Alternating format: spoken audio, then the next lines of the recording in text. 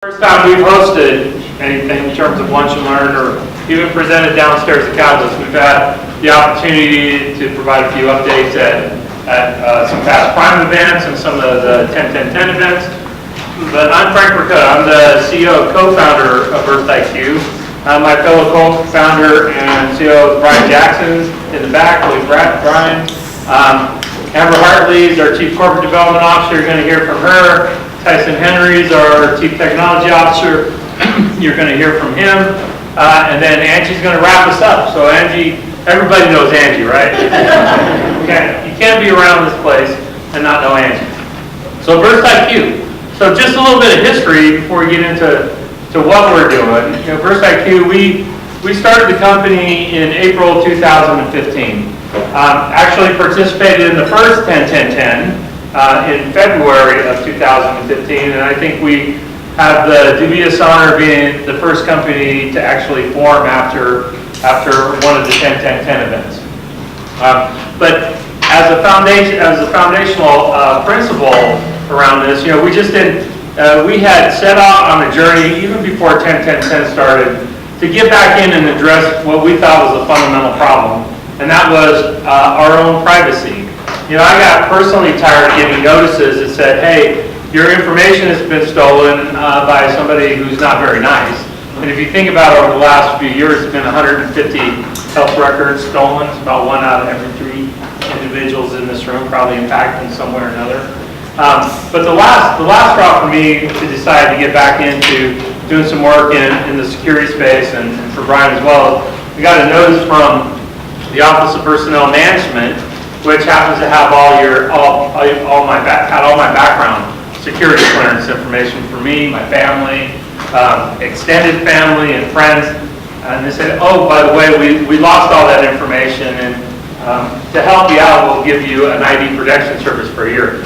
Didn't really appreciate that, so I said, well, if that's going to happen, then we need to really do something about privacy. It's been a big issue over the last few months, don't you think? You know, with all the Facebook issues going on, and by extension, some of the Google, and we'll talk a little bit more about that in a bit. But what we found out that as we started looking at it, and we started looking at what data is really valuable, there's really no data more valuable than health data. You know, data about you, data about how you're feeling. You know, everybody wants it. Everybody wants to own it. You know, they want to turn around and make money on it. Researchers need more of it. In fact, we believe that a whole lot of health innovation is going to come out of bench research or data-oriented research. And as I mentioned before, bad people really want it because it's really valuable on the black market. Yeah, we as individuals don't have access to it most of the time, don't understand it, and really can't use it to live a more effective life. So we set out to solve that problem. So what's our mission? Head one. Our mission is we set out on a big vision perspective to enable global and universal health access and equity. I'll go back to our friends from 10-10-10. They had a great tweet. They forwarded on a little factoid from the Robert E. Johnson Foundation that said, you know, just a couple stops on the L could be the difference between 16 years of longevity in terms of how much longer somebody can live versus somebody else, and why. You know, social economic factors are one of the largest determinants in health.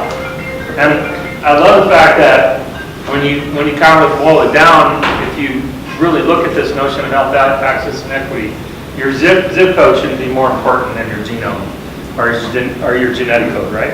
Don't you think? So we want to do something to solve that problem. We set out to do that while still empowering each and every person. So thinking about this as a population of one. Go ahead and hit it. I mentioned some of these things, some of these factors in the market that were creating opportunities. Data privacy being one of them, and not only bad people taking the information, but governments are stepping up, and regulatory oversight is mandating some very strong privacy regulation. If you deal in health, you all deal with HIPAA.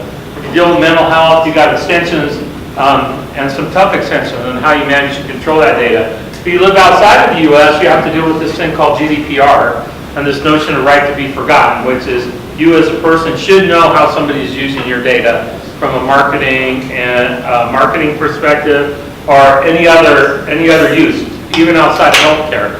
And you're going to see a lot of that legislation emerge in the United States. We've been working with a number of regulatory bodies on what that means and how you incorporate it, particularly with a strong drive to a lot of consumerism in the health space.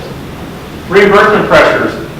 Again, if you deal with things here, we're getting focused more on outcome-based reimbursements, and you're going to really see that move pretty aggressively. Data volumes. With all these new systems, all these new devices, and particularly with the advent of machine intelligence and AI, we're getting this avalanche, multifold, exponential increase in the amount of data that's out there, particularly in the health sector, and data value. So what's missing? What was missing was really something that ties all these things together to create truly a secure and open data platform. We're not talking about creating another system to do integration back into Epic environments or Cerner environments. There's plenty of those out there. There's a lot of really good companies doing that. No, what we're talking about is really truly building a global data network that enables businesses and people to connect, share, and engage in what we believe is a new $1 trillion health data economy. And we can go back and I can walk you through how we come up with that numbers. But if you think about how valuable you are and just think about how much you spend each month just on insurance products, health insurance product, life insurance products, home, car. It's quite a lot, right? It really starts dwarfing this number in terms of what's possible in this new health access economy. And I say it that way on purpose because we're truly at a tipping point.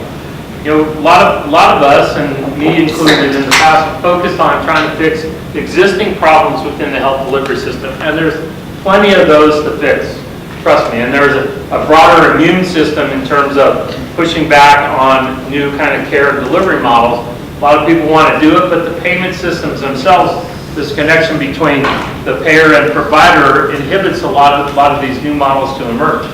But what's happening with all these devices in our pockets, all these wonderful IoTs, we talk about network access and a broader digital access equity around the world, we're able to create kind of a new model based around precision medicine techniques, all the omics, genome, proteomics, and cellular-based testing with the IoT devices that are really indicating of how we're living and how our body's functioning. So how we're built, how we're living, and where we live and where we're participating, all become part of this new model that allows us to engage with our healthcare providers, not just docs, but our broader set of healthcare providers and their support network in a more meaningful way. Right? It becomes an everyday, all the time thing. Fundamental to that is the whole concept of data liquidity and access. It's fundamental. And access not only being access to your data, but understanding and using it in a practical way. Now, a lot of ways to go to get there, mind you, but we're going to see it in our lifetime. We're going to see a whole new delivery model. And if you think some of the problems that we're facing here in the U.S. are unique because of our system, that we don't have single payer, that we're not as advanced in some of that thinking. I'm putting that in quotes. I'm going to tell you you're wrong because we spent a lot of time outside the U.S. working with some smaller sovereign jurisdictions and some broader regulatory environments in the EU, in Africa, and down in Australia. What you find is this aspect of person engagement and more consumer-oriented and service-oriented in a health delivery environment is very universal. It's very universal. Okay, so to make it all work, it requires lots of people and lots of things to participate. And again, our focus is to build the roads and bridges between all these various aspects of these economics and service providers within the health delivery system. But at the end of the day, it's really all starting to come together. And we believe it's all coming together. And our goal, when we're building this network, this notion of connectivity, is to provide a place where it can come together. And to that end, I'm just going to hit a couple of our partnerships because we're we're big fans of the fact that you have to work with regulators and the public domain, particularly in health, to make anything meaningful happen. So we set out to create a series of partnerships, some within the state of Colorado. We're piloting some of our solutions with our 3 health information exchanges and the state innovation initiative, as well as at a national level. We just announced a partnership with the International Trade Administration, Department of Commerce. So if you go to trade.gov, that's who ITA is, to create an economic initiative around blockchain, enterprise blockchain-based companies to facilitate international commerce and traction within this sector. It's a strategic initiative for ITA, and they selected us as BurstIQ as the first blockchain company to partner with in this strategic relationship and to lead the creation of this broader development of this economy and this consortium. So very honored for them to do so. And last but not least, where we kind of bridge finally into the international side, is we were the first blockchain-based company that bid into the UN Global Compact. So if you're familiar with the Compact, it's got a number of principles that you say you buy to live by as a company.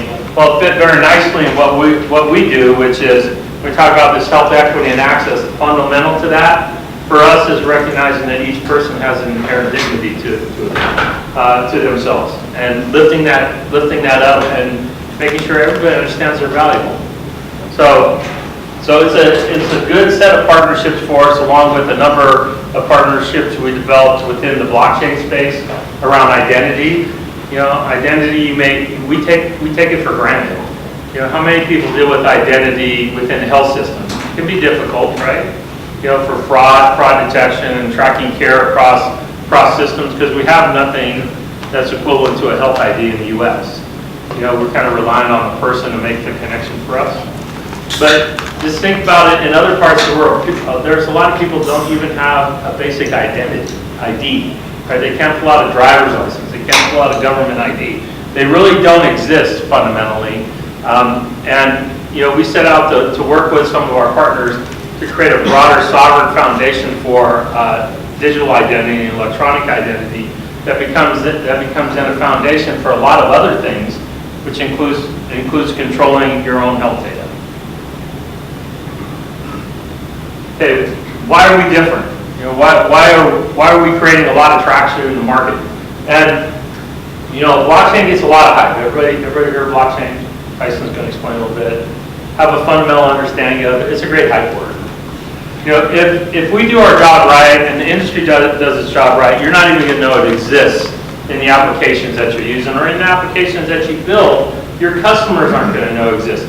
How many people really care what the internet protocols are, like TCP/IP or HTTP behind a browser? If you kind of geek out, you can raise your hand. But most don't, right? You know you can open your phone, you can get a car show up in just a few minutes. Or you can book somebody's house if they so choose to let you. And that's all part of what manifests itself as technology evolved into kind of newer fundamental applications. And that's what blockchain is going to do. Blockchain is going to enable a lot of new things to happen that we just can't do today. And I ask you to think about it from 2 perspectives. One is there's a technology component of blockchain, which is important. And Tyson's going to talk a little bit about that. But I also want you to think about it from the perspective of it's an approach. It's a way of doing things. And what do I really mean by that as an approach? Philosophically, the community is very passionate about enabling personal liberty. I would say they're very libertarian in their governance model by really trying to disrupt what many would call power brokers or trust brokers, kind of intermediaries, with the first application being a currency. Right? You don't need a bank now to transfer money from to another person. The network takes care of it. So it's really establishing a framework that's an inclusion framework, including financial inclusion and health inclusion. So it's about a philosophy. So spend a little time to understand the philosophy behind it and not just the technology. But as technology goes, this is what's important for us. I talked a lot about identity. You know, the ability to provide a global sovereign ID, that's a basis for customization and granular consent. Remember I talked about this notion of privacy and regulatory environment? If you're dealing with somebody's data, you're going to have to deal with the concept called granular consent. Not, can you see my health record, but can you just see this part of the lab report within my health record? And for how long, and for what purposes, and can I get it back? Right. So that's an important thing. Trust, you know, the ability to provide attestation, in our case, attestation of data that's in the system, and that it came from where we say it came from. It came from your doc, it came from the lab, it came from your device. Security, you know, we just passed the last round of our audit. I believe we're still the only blockchain health-oriented company that's HIPAA compliant, HIPAA and GDPR compliant at a policy and regulatory space, and compliant at a technical, both process and control level. And then finally, utilization and monetization. If you think data is valuable, then why not treat it as value and currency? Now, we've said for a long time, to usher in kind of a next generation health, data itself is currency, and so we should be able to start attributing value to that currency at some point in time. And we built mechanisms to do that. So I think that wraps up my section for today, and I'll hang around to talk to anybody. And again, really appreciate y'all showing up. This is very exciting for us. So thank you. So I'm going to turn it over to